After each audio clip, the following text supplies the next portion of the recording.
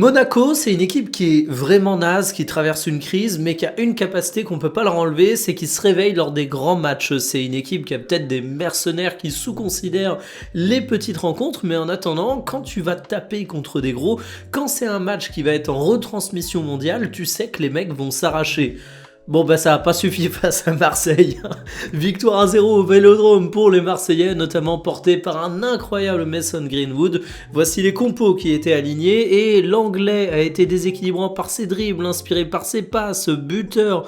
Il aurait pu être passeur décisif à de nombreuses reprises. C'était clairement le mec qui était au-dessus du lot. Il y a absolument aucun débat là-dessus et je pense que Roberto De Zerbi peut le remercier parce que franchement, je ne compte plus le nombre de matchs où Greenwood illumine l'OM et franchement, bah c'est fort. Du côté monégasque, on peut dire qu'Akliouche, c'est un petit peu le pendant équivalent. Alors, il fait pas un aussi grand match que Greenwood, mais Akliouche, c'est un mec qui me frustre pas mal parce que son talent, absolument tout le monde le connaît. C'est un mec qui reste assez irrégulier. Bon, bah là, il était dans un bon soir. J'ai trouvé qu'il était fiable techniquement, inspiré lui aussi, créateur de danger. Et puis, Balogun n'a pas forcément su transformer ce danger créé.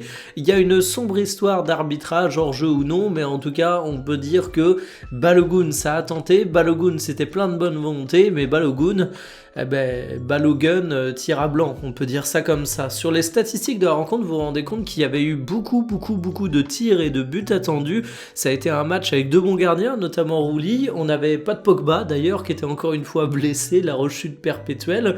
Mais ça fait vraiment partie de ces rencontres où tu regardes le score sur le tableau d'affichage. Si t'as pas vu le match, tu dis 0-1, 1-0, un bon match de Ligue 1. Mais non, franchement, les deux équipes étaient hyper intéressantes. Monaco a sorti une vraie belle prestation, loin de leur méforme du moment. Ils ont pressé haut, ils ont été agressifs, ils ont construit de bonnes choses au milieu de terrain. Marseille a dû s'en remettre à un grand Greenwood, mais le reste de l'équipe a également été au niveau. Donc j'ai juste envie de dire félicitations aux deux formations. C'était une victoire importante pour l'Olympique de Marseille vu que ça commence à être tendu pour la course au podium. Mais du côté de Monaco, on s'éloigne encore et toujours un peu plus de ces places qui étaient pourtant l'objectif initial de la saison.